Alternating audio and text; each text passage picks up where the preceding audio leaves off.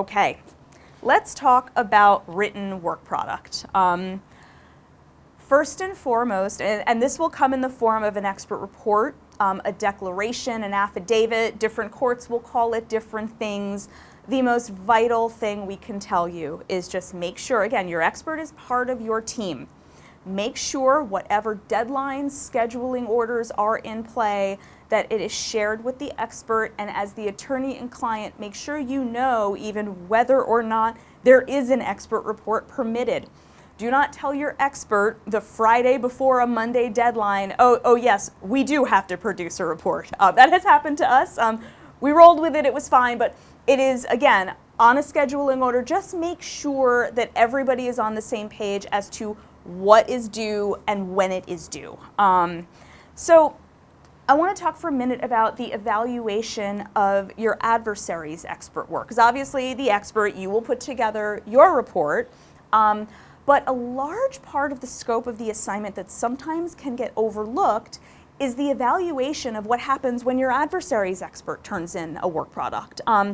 That can involve a lot of work, and that can actually become a large part of the budget. Especially as Sam was talking about, your expert is going to be in the best position to say, okay, here is what, in our expert opinion, is wrong with the methodology. Here are the conclusions that we need to think about and maybe rebut. These are I want to talk about exhibits in a second. But all of the things that would go into, to the extent it's permitted, a rebuttal report, this part of the scope of the assignment is very, very important. So let's talk about exhibits for a minute, because exhibits can be across the board: environmental, medical malpractice, financial, etc. Experts will frequently rely on written exhibits, charts, spreadsheets, documents, photos, etc. And the two takeaways that we have when we have dealt with exhibits is it's really two things. What are the exhibits designed to articulate?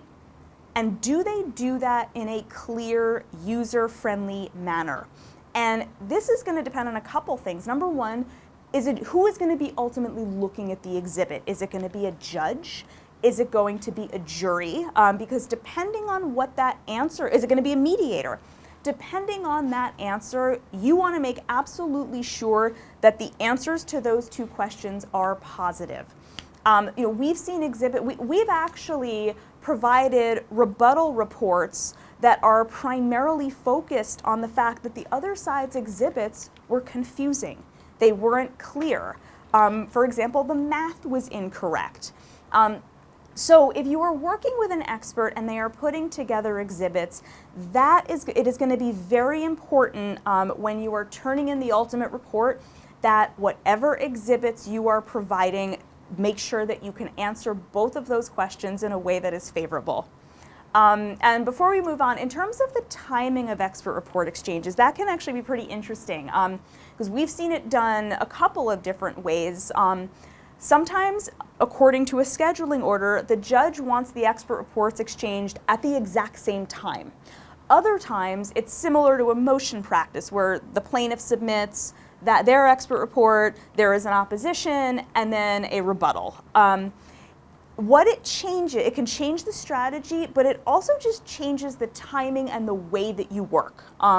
Because when it's motion practice, everybody gets a little bit of a break.